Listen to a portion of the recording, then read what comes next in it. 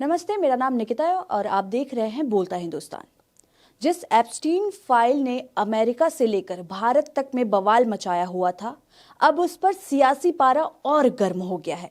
BJP के senior leader Subramaniam स्वामी ने एक बार फिर इस मामले में बड़ा खुलासा किया है। सुब्रमण्यम स्वामी ने अपने ही सरकार के मंत्री से सवाल पूछा है, जिसका जवाब शायद पीएम मोदी भी ना दे पाए। तो क्या किया है स्वामी ने सवाल और क्या किया है बड़ा खुलासा, आइए हम आपको बताते हैं। सवाल अमेरिका से उठा, फाइलें खुली न्यूयॉर्क में, लेकिन सियासी गर्मी अब दिल्ली तक पहुंच चुकी है। एक ऐसा नाम जो यौन अपराधों, सत्ता के गलियारों और संदिग्ध मौत से जुड़ा रहा, जेफरी एप्स्टीन। और अब उसी एप्स्टीन की फाइलों में भारत के एक केंद्रीय मंत्री का जिक्र हो रहा है, वो भी ऐसे वक्त में जब सरकार नैतिकता और पारदर्शिता की बात करती है। आरोप है, सवाल है, सोशल मीडिया में शोर है, लेकिन जवाब फिलहाल खामोश है। तो क्या यह सिर्फ नाम ड्रॉपिंग है या फिर मोदी सरकार के लिए एक असहज इम्तिहान? अमेरिका में जिस एप्स्टीन फाइल ने सियासी तूफान खड़ा कर दिया है, जिसमें खुद राष्ट्रपति ट्रंप से लेकर दुनिया के कई ताकतवर नाम घिरे हुए हैं, अब वही फाइल भारत की राजनीति में भी भूचाल ला रही है। और सवाल ये नहीं है कि एप्स्टीन कौन था, सवाल ये है कि उसके नेटवर्क में कौन कौन था और आज उन सवाल से भाग कौन कौन रहा है।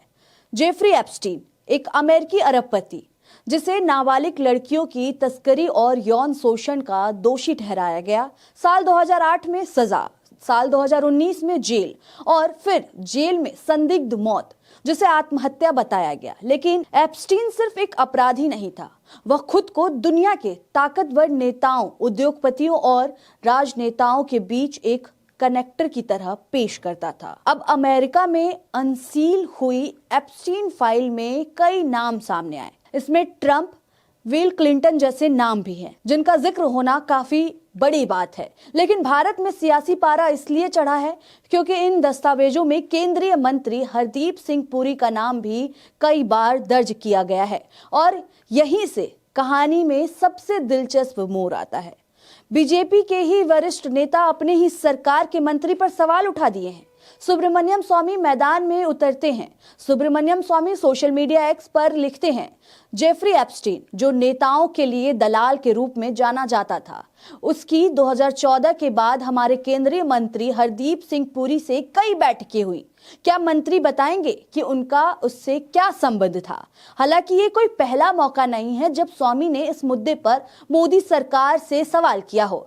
इससे पहले भी बीजेपी के वरिष्ठ नेता और पूर्व राज्यसभा सांसद सुब्रमण्यम स्वामी ने इस मामले पर अपनी प्रतिक्रिया दी थी, और ना ही सिर्फ प्रतिक्रिया दी थी बल्कि बीजेपी हाईकमान पर करारा तंज भी कसा था। उन्होंने कहा था कि यह बीजेपी के हित में है कि वह पार्टी के प्रमुख नेताओं, जिनका लोकसभा या राज्यसभा में 5 से ज्यादा बार कार्यकाल रहा हो, उनकी एक कॉन्फ्रेंस आयोजित करे ताकि पार्टी को अमेरिका में अवैध शारीरिक शोषण की गतिविधियों में शामिल कुछ भारतीय राजनेताओं से जुड़े नए अंतर्राष्ट्रीय घोटाले से निपटने के लिए तैयार किया जा सके। उनकी तस्वीरें जल्द ही प्रतिष्ठित अमेरिकी अखबारों में छप सकती है, जिससे भारतीय राजनेताओं और हमारे देश को नुकसान पहुंच सकता है।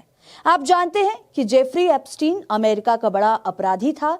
उसे फ्लोरिडा और न्यूयॉर्क में नाबालिगों के शारीरिक उत्पीड़न और तस्करी के लिए जेल की सजा सुनाई गई थी। ये नाम एक बार फिर चर्चा में इसलिए आ गया क्योंकि अमेरिकी राष्ट्रपति ट्रंप ने एप्स के साथ संबंध होने के दावे किए जा रहे थे, और अब इसमें भारतीय राजनेताओं के नाम भी सामने आ रहे हैं, जिससे देश की सियासत में तूफान आ गया है।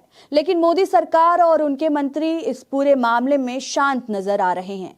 लेकिन राजनीति में जहां सवाल उठे, वहां विपक्ष कैसे चुप रहता है? कांग्रेस ने सीधे प्रधानमंत्री नरेंद्र मोदी से कार्रवाई की मांग कर दी। कांग्रेस ने कहा कि अगर एक दोषी सेक्स अफेयर्स के कैलेंडर में भारत के केंद्रीय मंत्री का नाम आता है तो सरकार को सफाई देनी ही होगी। तो सवाल ये है, जब नाम आए तो जवाब क्यों नहीं देंगे? अगर विपक्ष पर आरोप लगे तो ईडी, सीबीआई, प्रेस कॉन्फ्रेंस सब तैयार, लेकिन अपनी ही पार्टी के मंत्री पर सवाल हो तो राजनीति चुप्पी।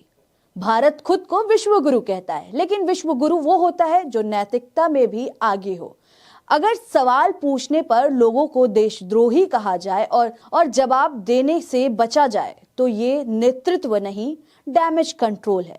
क्योंकि लोकतंत्र में सबसे खतरनाक चीज अपराध नहीं होती, चुप्पी होती है। एप्स्टीन फाइल शायद किसी को दोषी साबित ना करे, लेकिन ये जरूर बताती है कि सत्ता में बैठे लोगों को सवालों से डरना नहीं चाहिए, क्योंकि विश्वगुरु वही होता है जो सवालों के सामने सीधा खड़ा होता है। फिलहाल इस खबर में इतना ही है। आपको क्या लगता है इस खबर पर? आपको क्या लगता है सुब्रमण्यम स्वामी के सवालों पर? आप अपनी राय हमें कमेंट करके जरूर बताएं। तब तक के लिए देखते रहें बोलता हिंदुस्तान। शुक्रिया।